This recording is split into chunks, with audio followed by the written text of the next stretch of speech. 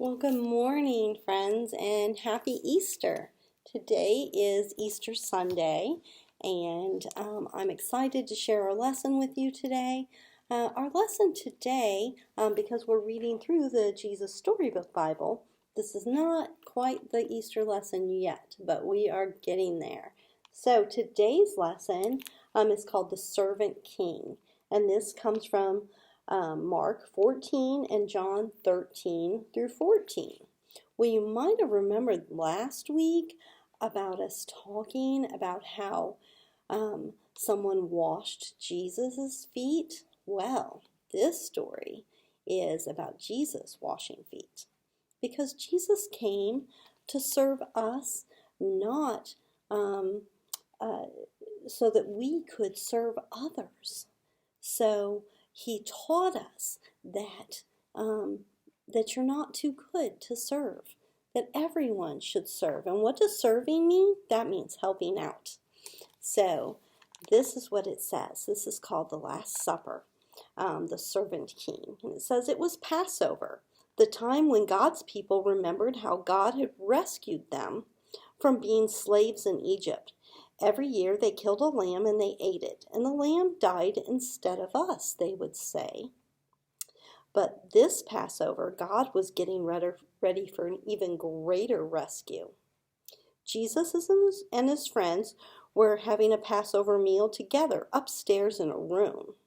But Jesus' friends were arguing. What about? Well, they were arguing about stinky feet. That's right, stinky feet. Do your feet stink? Sometimes mine do. Well, now there's the thing about feet. Back then in those days, people didn't wear shoes. And the streets were really dirty and stinky. You know, they had animals. They didn't have cars, so the animals carried them. So you can imagine what was in the street. Animal poo, of course. Ooh, yuck. Well, somebody had to have the job of washing feet.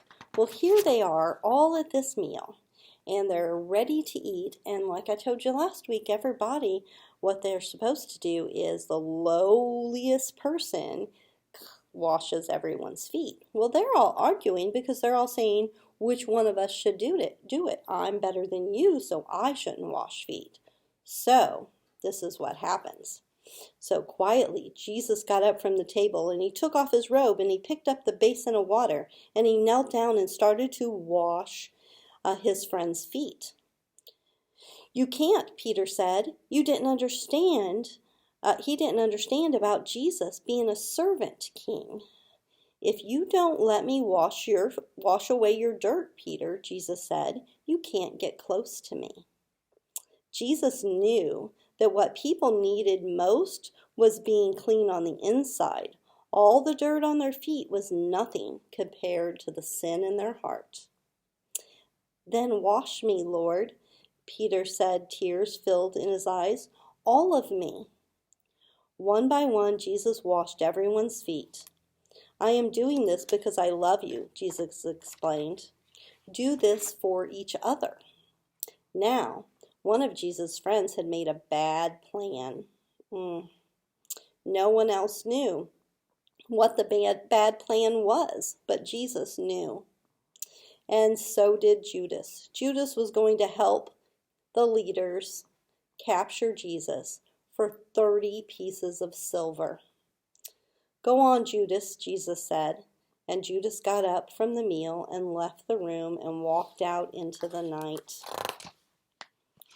Then Jesus picked up some bread and broke it, and he gave it to his friends. He picked up the cup of wine and thanked God for it. He poured it out and shared it.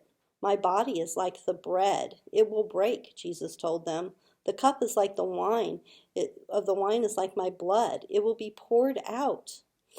But this is how God will rescue the whole world. My life will break and God's broken world will mend. My heart will tear apart and your hearts will heal, just as the Passover lamb died. So now I will die instead of you. My blood will wash away your sins and you will be clean on the inside, in your heart.